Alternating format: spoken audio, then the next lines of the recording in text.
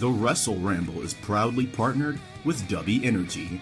W is a fast-growing energy formula designed to give you laser focus without the jitters or crash. Whether you're a gamer, content creator, or just in need of an energy boost, W has you covered. Visit w.gg and use code WrestleRamble to save 10% off your order at checkout. A special thank you again to W Energy for partnering with us here at the Wrestle Ramble.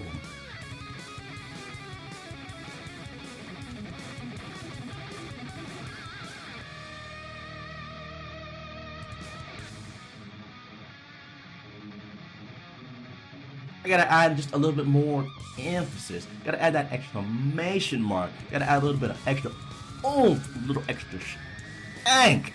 So what does he do? Unprotected headshot.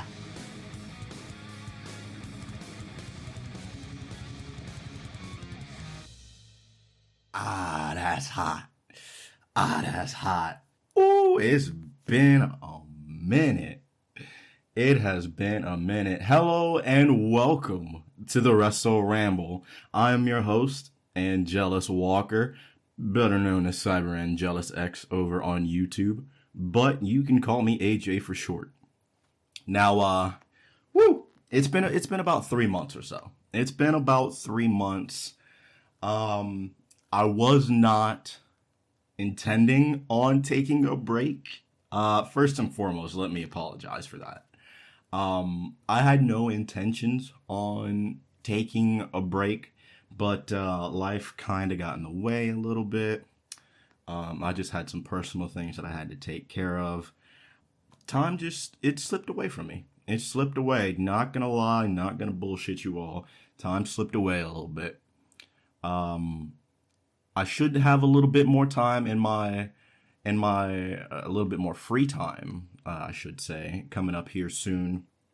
But things just got a little bit hectic right at the end of March, right after our last episode, which was the SuperBrawl episode. SuperBrawl, that was a real fun watch. Had a real lot of fun making that episode. If you have not listened to that, go back, give that a listen, come back here.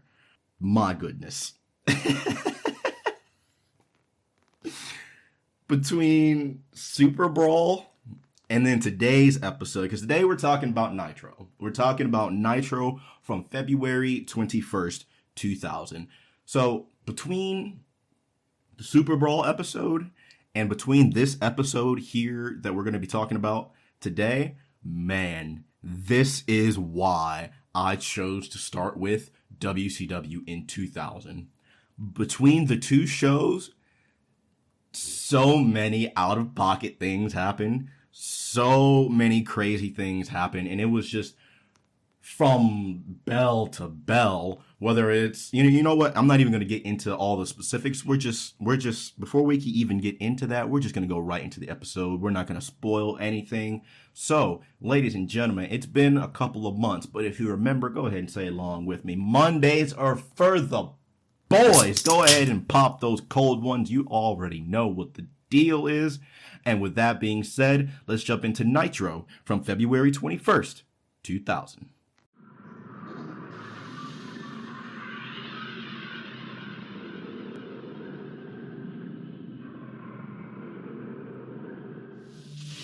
All right. Nitro. This is my jam right here. Gotta pop the knuckles for this one. So we start off Nitro. We start off with a recap from SuperBrawl that happened just 24 hours ago. Pretty good show, like I said. It had things that I liked. It had things that I didn't like. But overall, it was a very entertaining show. And I would give it a recommended. Maybe you haven't seen WCW in 2000. Maybe you just haven't seen this show in particular. Or maybe you're just, wanting to go through the history books. Or maybe you're like me and you're going to be getting into wrestling eventually at some point this century. And you're wanting to go back and study those tapes and just see what the landscape of wrestling was at this point in time. Slight spoiler, it's fucking bonkers. It's fucking bonkers, man. So we start off with the recap of SuperBrawl. Good show, like I said. And then from there, we get Jeff Jarrett and company. Oh, boy. Oh.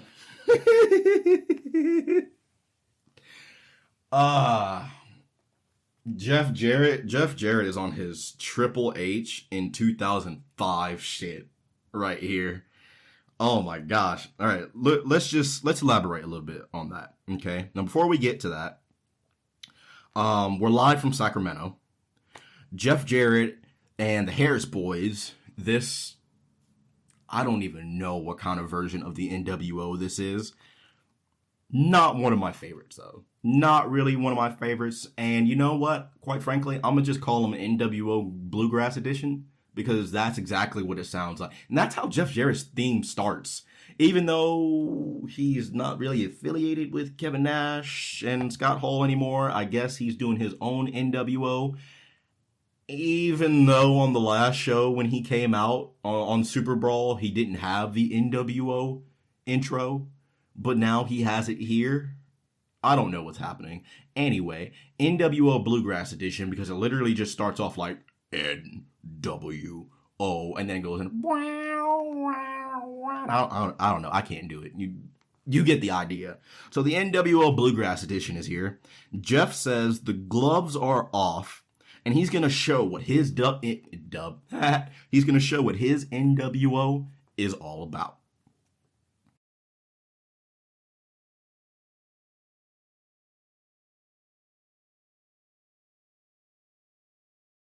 From there, we have Mean Gene in the ring, and he was going to introduce Hulk Hogan, but instead, the total package says, fuck all that. We've heard enough from Hulk Hogan, and quite frankly, I agree. But here's the thing, okay? Here's the thing with this promo, because I just watched this show again this morning. Lex says nothing in this promo. Like, legitimately nothing. He says that your return wasn't so triumphant, referring to Hulk Hogan. Your return wasn't so triumphant because I'm the greatest physical specimen there is today. What? What does that even mean? And also, what? And also, he beat you. Anyway, he do be flexing. He really do be flexing. Was that his whole shtick? Was that literally just Lex's entire gimmick pretty much throughout his whole wrestling career? Look at these muscles.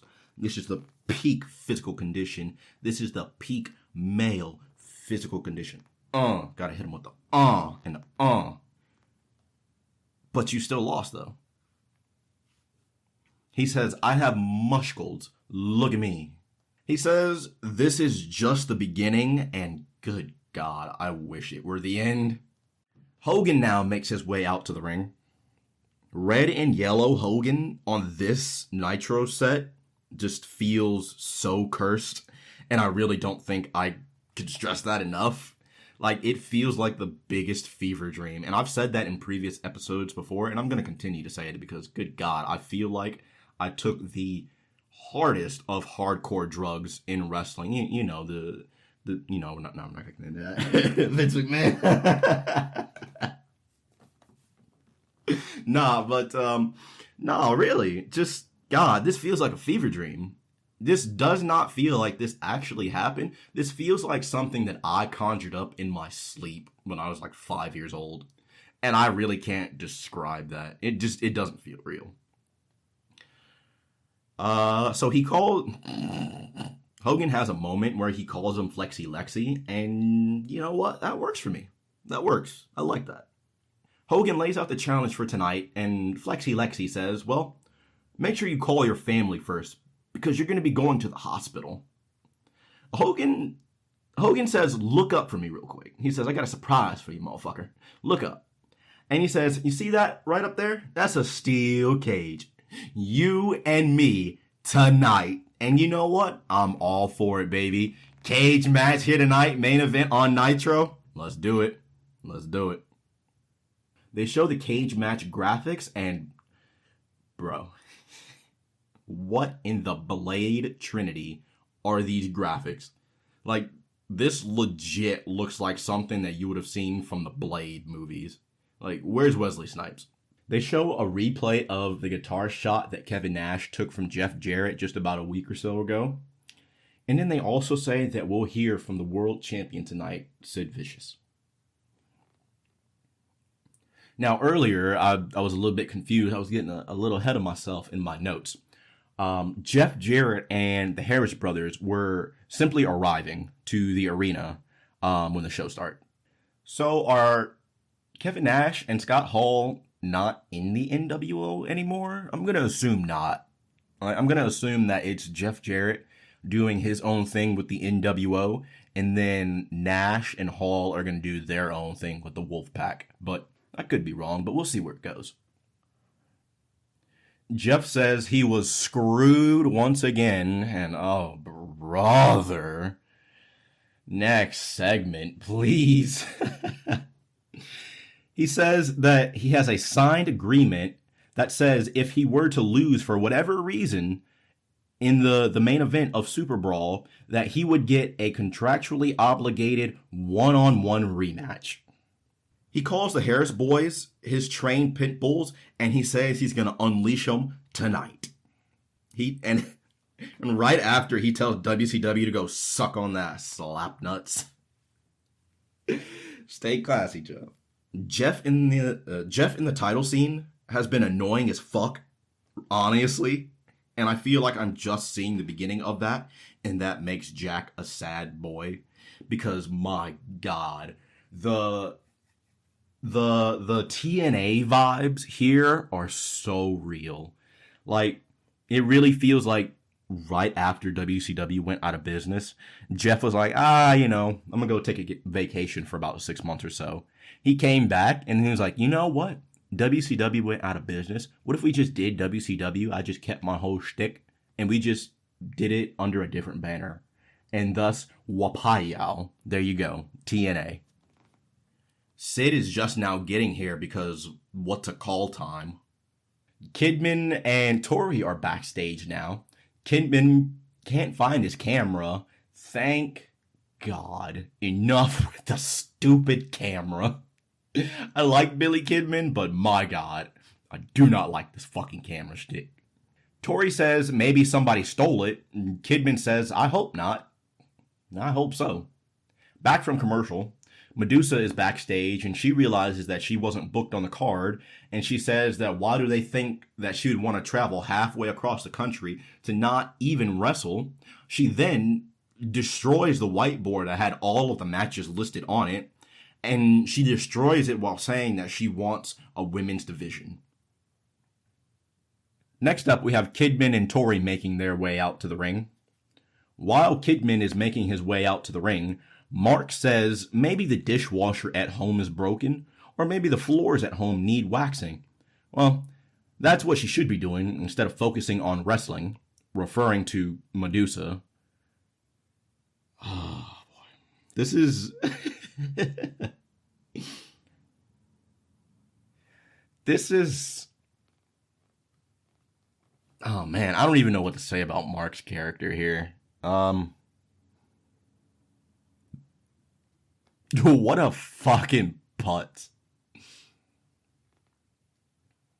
I feel like that's partly him in character, but then again, I feel like he may also be a little out of character. Like, he's just, like, he actually believes that type of shit, but he's just adding a little bit of extra oomph, a little extra flair for his character's sake. But I feel like part of him also still kind of believes that, and just like,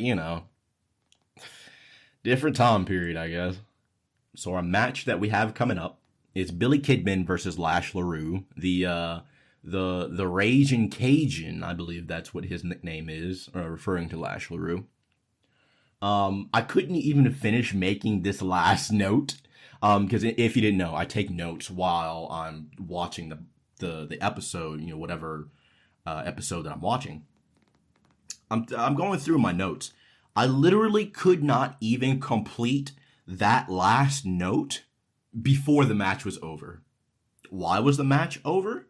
Well, here, let me explain.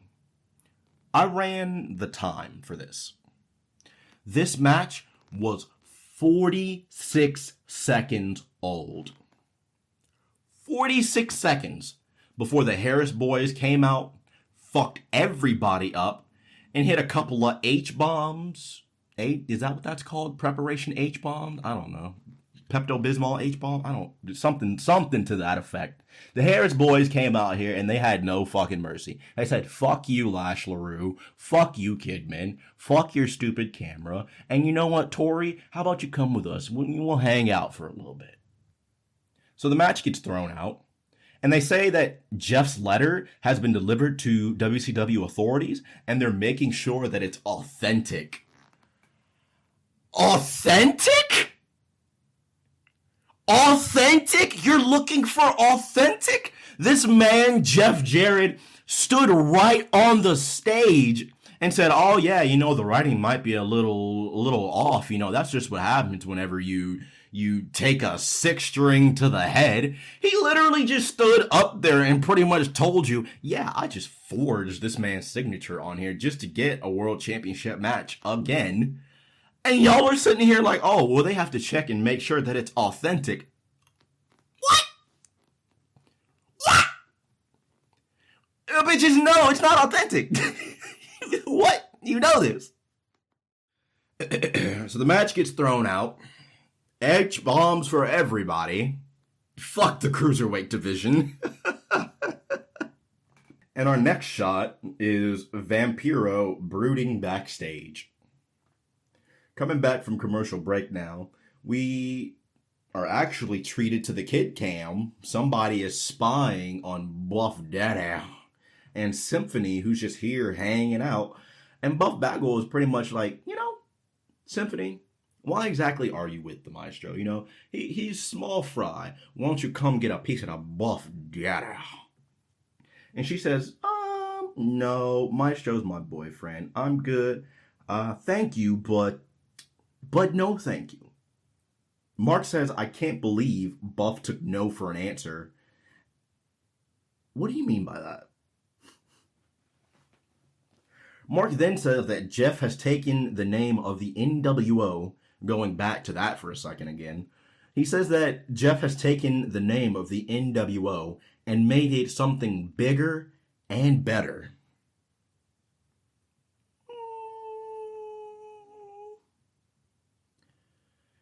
So we get a couple of chops from Vamp to start the match off. Finley says, you chop like a bitch, and he asks for another. He uses his cast early on in the match, and then they head to the outside for a little bit. They say we'll hear about Jeff's claim in the next segment, and I don't care about Jeff's claim. Fuck that shit. Can we get somebody else in the world title picture, please? Where's Booker? Throw my man Booker in there. Finley then puts a chair underneath the throat of Vamp, and then he slams it down onto the ground, and Vamp no-sells it. On commentary, they say on commentary, Hogan versus Lex is now going to be a last man. Okay. Let me put it out like this for you guys, because when they said this on commentary, I was so fucking ready for this match. So we're in the process. We're going through this match with Vamp and Finley, right? The boys are doing their thing. And then on commentary, they say that the main event for tonight, that steel cage match, your boy, Hulk Hogan, versus the total package, Flexi Lexi, will now be a last man standing steel cage match. And when I tell you I'm fucking fired up for this one, let's go. Let's fucking go. I'm so fucking ready for that match. You have no idea. There's a sign in the crowd that it has the WCW initials, but it spells it out and it says, "We copy WWF." Oh man, this is great. This is great. Vamp then lands a spin kick from the top. Finley comes back with a clothesline though. He's like, that's okay, but here, hold this clothesline for me. Finley then goes for a shoulder tackle in the corner, but Vamp moves, so Finley's shoulder eats the steel post. Vamp then rolls him up for a 3 count, and then that's just the end of the match. This one didn't really go too long. Honestly, none of the matches on this card went too terribly long. But then again, there also wasn't really anything that especially stood out to me. But we'll touch base on the rest of the matches as we move throughout them and as we get to them. Honestly, probably my favorite was the steel cage match. And even then, that's not really saying much. So Vamp rolls him up for the 3. He gets the pin. Finley then attacks him afterwards. He tombstones him and says, "Fuck you, your gimmick sucks, and you suck." From here, we head backstage, and we are shown the Maestro whooping Buff Bagwell's ass. He was not having any of that. The mere fact that Buff Bagwell was even in the presence of Symphony, he was like, yeah, I'm going to take that personally. I'm going to take that personally. I'm going to come for them cheeks. Get slapped up real quick. So the boys are going at it backstage. Security and officials have to separate the two. Maestro is saying that he wants Buff Bagwell tonight.